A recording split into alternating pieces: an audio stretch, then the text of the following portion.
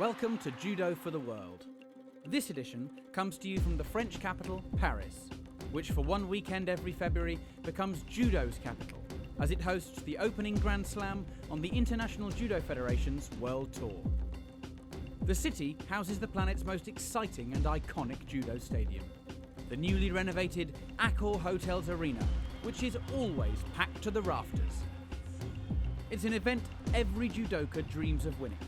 And after IJF President Mr. Marius Vizza opened the event at the draw, the athletes took to the tatami with a sense of awe in this cauldron of judo-crazy fans. In the last episode of Judo for the World, we brought you all the stories from the World Tour's opening Grand Prix in Havana, Cuba. As always, many of the world's best were in action in Paris, and even if France's record-breaking Teddy Riner was absent through injury, there was still plenty to talk about. Join us as we speak to Georgia's Talisman Liparteliani about his Olympic preparations and see him play his part in the IPPON of the tournament. We'll see home favourites become national heroes before Brazil's Mayra Aguiar talks to us about the Olympics on home soil and the feeling of competing in Paris, before watching her face her nemesis Harrison in a nerve-wracking under 78 kilogram final. But we start with the women's under 52 kilogram category, where double world champion and former world number one Majlinda Kelmendi was making a return to action. The Kosovan athlete would face off against current world number one Andreea Kitsu of Romania in the final. With Kosovo making its debut at an Olympic Games in Rio and Kelmendi as the flag bearer, all eyes were on her in Paris. Your commentator is former world champion Neil Adams. So the world number one walking out into this final. Kitsu is world number one at the moment, but Kelmendi, she is the lady. She really is. Two-time world champion. And now dominating this category. Oh, she's taken Kitsu back. And she gets a score straight away. Yuko scored. And now looking for the Juji Gatami. Is she going to finish this? Is it going to be all over? Kitsu turns in to try and pull the arm through. And look at the determination there on Kelmendi's face. She's got the arm out straight. And she gets the IPPON.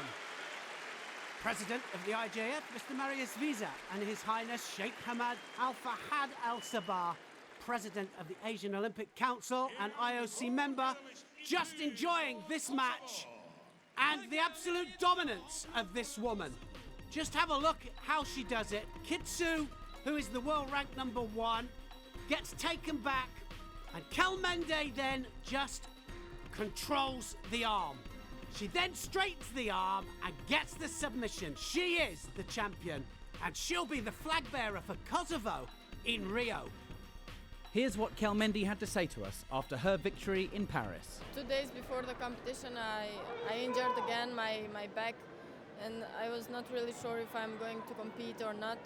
And then also yesterday during all the competition, I had pain in my back, but I won the first fight and then the second one and then semi-final, and I was in final. And then when I took the gold medal, I was so happy because it was really hard for me. I had such a hard day.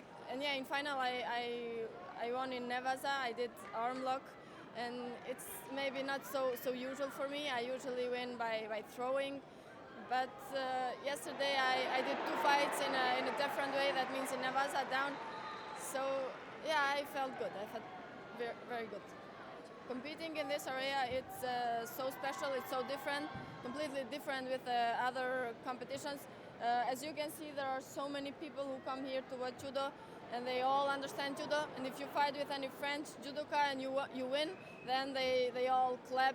When you fight in Paris, you just feel different, feel very good. And I think all judokas in the world, they like to fight in Paris. You see here are a lot of Olympic champions, world champions. They are all here. In the last moments before the fight, I try to don't think so much about the crowd or people who are around. I just focus on my opponent and my strategy that I do before the fight. And you have to be quiet before the fight. Try to think just in your opponent. When I was walking to the tatami before the final, I was just thinking that I'm strong enough, I can do it. It's the last fight, so I have to win it. It's one more fight, and then I take gold. And also, Andrea is now the #1 of the world, so I really wanted to win this fight.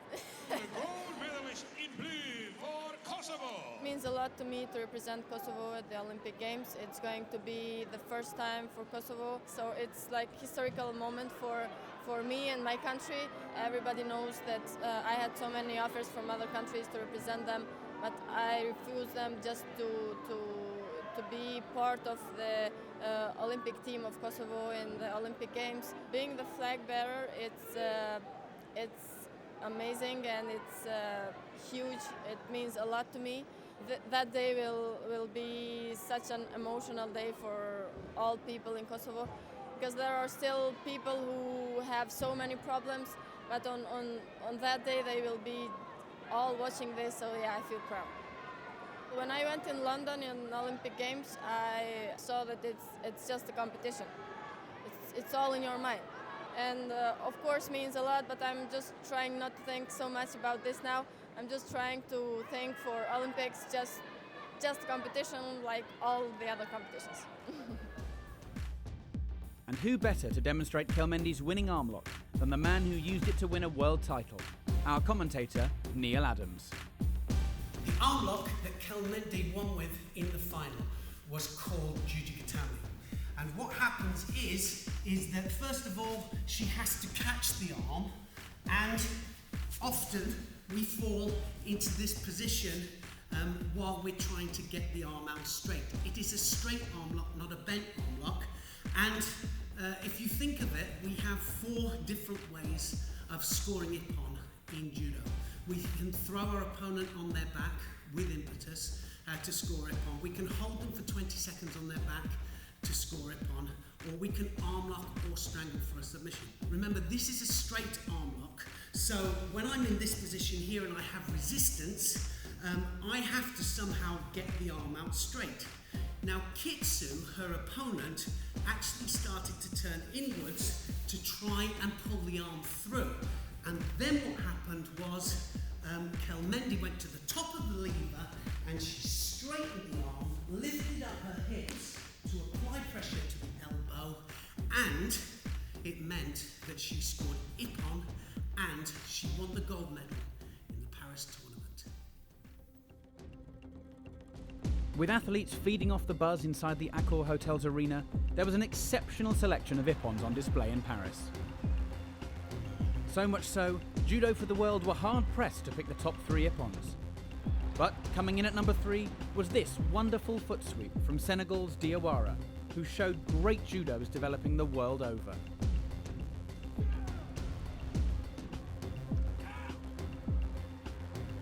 At number 2 was Israel's Sagi Muki, who came up with this spectacular effort against Dex Elmont of the Netherlands, once again showing that he is one of world judo's best technicians.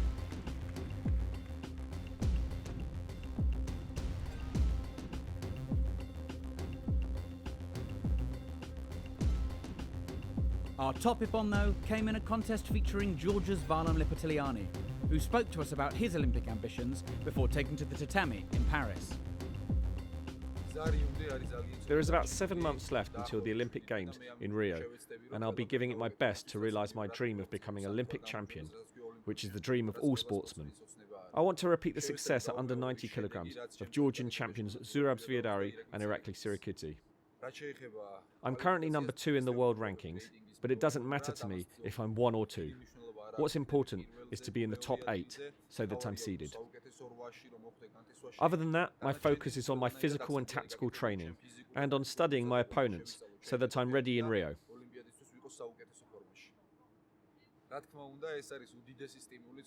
Of course, my family, my wife, and my children give me great motivation and positive energy, more than I find anywhere else.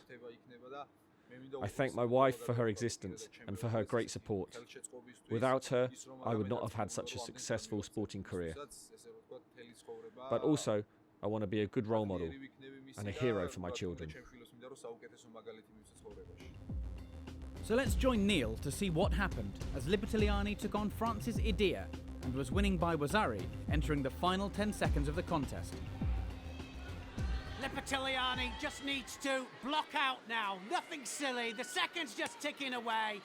Adair trying to get that arm over. Oh, Cyrille on the dying second. And the crowd are going mad. That was amazing by Adair. And, well, he made a mistake, Liparteliani. He was looking at the clock, and you cannot assume. Look at Adair go in for the Siyanagi. Look at the lift he gets, and he springs him up, and then he rotates him over, and he helps it a little with the leg. But that was absolute brilliance, and it was on the last second of the contest. The category would eventually be taken by Japan's Nishiyama, who overpowered Adair on the ground to take his second Paris Grand Slam title. A fantastic comeback win for him as he threw his name into the hat for Olympic selection come Rio.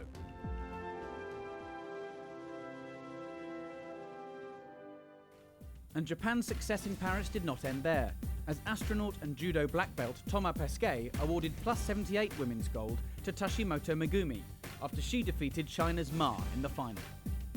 The heaviest male weight was also taken by Japan, with Harasawa capitalising on Renair's absence to notch up another Grand Slam gold, moving him up to world number 2.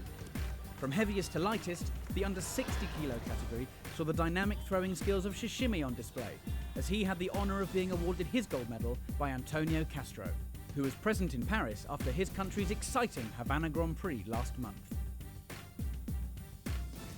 The under 66 kilogram category saw the return to form of triple world champion Ebinuma Masashi.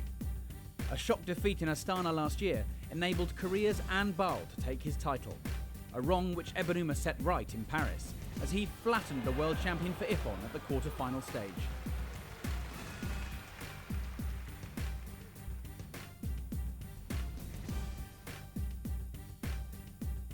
The final saw him pitted against Mongolia's world number 2 Davidorj. 45 seconds was all Ebinuma needed to win the contest by Ippon and signal his intent for Olympic glory this summer.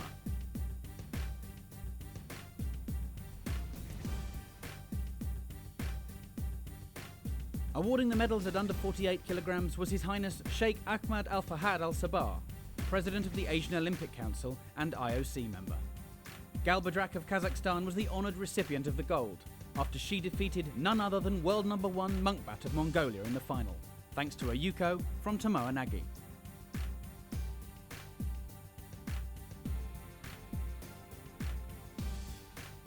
At under 57 kilograms, Korea's Kim Jan-dee took gold, after turning the tables on Mongolia's George Suren to score Ippon. She was joined by her compatriot Kim Seong-yoon, who took gold at under 70 kilograms. But Korea's most exciting fighter is under 73 kilogram An Changrim, and he was once again a pleasure to watch as he blasted his way to gold. In doing so, he avenged his defeat in the Tokyo final in December as he threw defending Paris champion Akimoto twice to reach the final.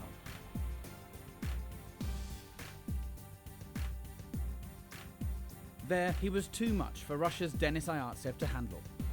A Wasari score enough to give him the win and move him up to world number 1 with 2,628 points. And receiving the gold from President Vizir at under 81 kilograms was Georgia's world number 1 Avtandil Tchirikishvili. He overcame Bulgaria's exciting youngster Ivanov in the final, thanks to this Wasari score.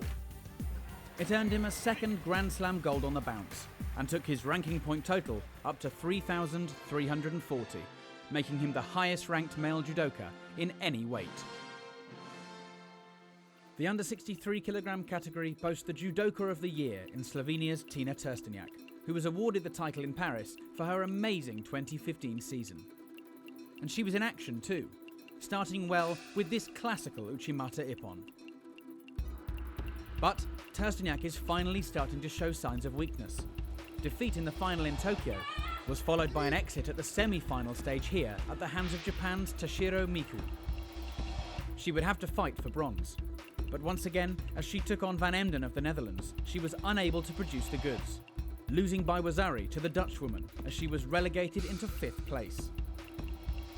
France's own Clarise AGBEGNENOU was the clear favourite in her absence.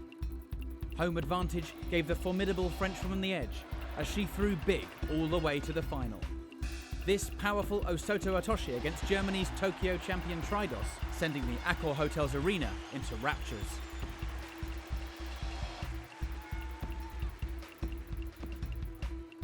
In the final, AGBEGNENOU made short work of Toshiro, throwing for Yuko and clamping on a hold in just under a minute of the contest. It meant she would once again be Paris champion, her third time. A moment which all French judoka dream of.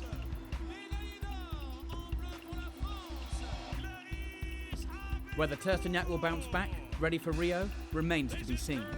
But regardless, this is a fantastic way for AGBEGNENOU to start an Olympic year. It's really amazing because a lot of people was here today, and a lot of my family, my friend, and it's good because it's at home. And I have all the public for me, so it's really perfect. At under 100 kilograms, there was another chance for French gold, as Paris favourite Cyrille Maret took on Canada's Kyle Reyes in the final. We joined the contest midway through, with Maret a Yuko up. So now Reyes has to come forwards, trying to get that score back. And now Yoko Otoshi almost there for Maret, and now he's got the head. He's got the head under control. Reyes has the leg, so the seconds don't tick away yet. He's got to get that leg out. Can he do it? He has great success in Paris, Maret. He hasn't got a world medal yet outside of Paris, and look at that, he's got the hold down. Offside Komi, and he's got to hold him now for 20 seconds. And I can tell you he's got that really, really tight. His head is down. Reyes is not going anywhere, and the crowd are loving it. They applaud Maret. Maret performs yet again on home ground. He scores it on. The crowd are on their feet, and Maret wins his third Paris Grand Slam, and that is truly amazing. What a performance in front of this crowd. He always says, this is my home. This is where I perform. You're not going to beat me here. But he has to take it elsewhere. He has to take it onto the big stage, and he has to start winning world and Olympic medals. Can he do it in Rio? Only time will tell. That was brilliant. Maret wins the gold medal. Great transition from standing down to ground. He secures Reyes in a hold down, and he wins his third gold medal in the Paris Grand Slam. The under 78 kilogram category featured Brazil's former world champion, Mayra Aguiar, who spoke to us about the prospect of an Olympics on home soil later this year. Brazilian people are really excited about the Olympics and to have everyone come to their country. Brazilians really like to cheer, to scream and to express themselves. They show a lot of emotion, and I think this is one of our qualities. When the people show this raw emotion, it really helps you in competition. If you are winning, if you are being tactical, or if you are chasing a score, this really makes the difference. I am really excited, and the Brazilian people are really excited too, about the start of the Olympics.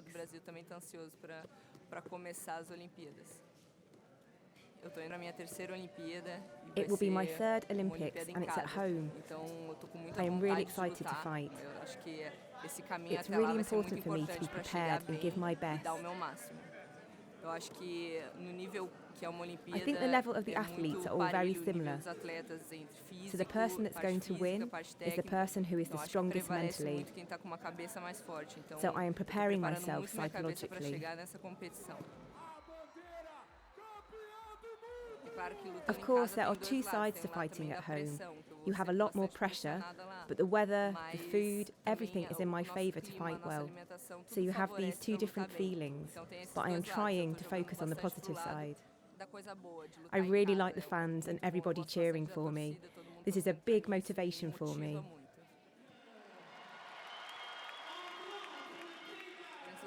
It's really enjoyable to compete in the Paris Grand Slam. They make a really good show with lights, music and all the fans. The French people really like judo and you can feel the energy. And I really like to fight with that energy. For me, it was really good when I won here in 2012. I was really happy and emotional and I want to feel that feeling again.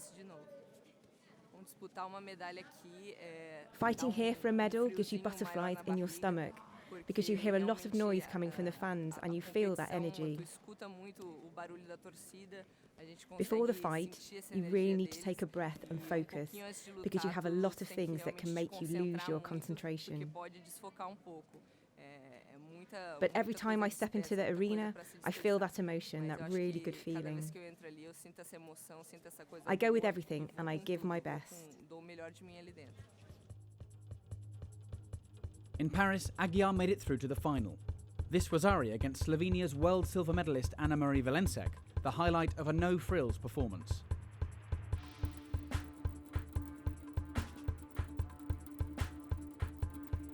Waiting for her in the final would be the world number one and her biggest rival, Harrison of the USA. The pair have had a long rivalry. Aguiar's victory at the semi-final stage in Chelyabinsk, revenge for a semi-final defeat at the Olympic Games in London. Harrison is definitely the powerhouse of the category, and in her eliminations, she showed how dangerous she can be on the ground, with two virtually identical Juji Gatamis. Incredibly, the final in Paris would be the 15th time these two have met, and the score, 7-all. In a match which is highly likely to be repeated at some stage during the Olympic Games, the outcome in Paris would give a crucial confidence boost to the victor. And as the two waited backstage, the tension was clear to see. Harrison versus Aguiar, number 15. Who would leave Paris in the driving seat? Well, these two have fought each other 14 times, 7 apiece so far, and here they go again. They've put it on the line at this Paris Grand Slam. And Harrison, well, she won at the Pan American and the Olympic Games. And Aguiar, well, she won in Chelyabinsk in the semi-final of those Worlds that she was the champion. So the psychological advantage here for the winner will make a difference. Oh, my goodness me, Uchimata! Aguiar scores on Harrison. The Olympic champion goes over. That was a big mistake there from Kayla Harrison.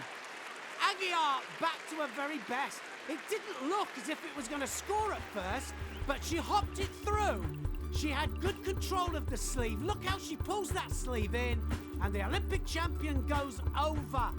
It started inside the area, it went outside, so it doesn't make any difference as long as it starts in. And, well, that is a massive advantage for Aguiar going into the Olympic Games. The Olympic Games on home soil.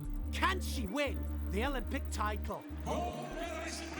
Harrison will have to bounce back after this, but Aguiar now is 8-7 ahead in their head-to-heads. And you can see how the Brazilians celebrate. Big smile on her face, and quite rightly so too. That was a brilliant performance.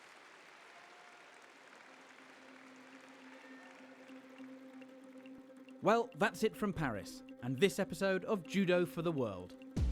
Once again, Paris lived up to the hype, delivering both action and drama, as the 2016 season is now well underway.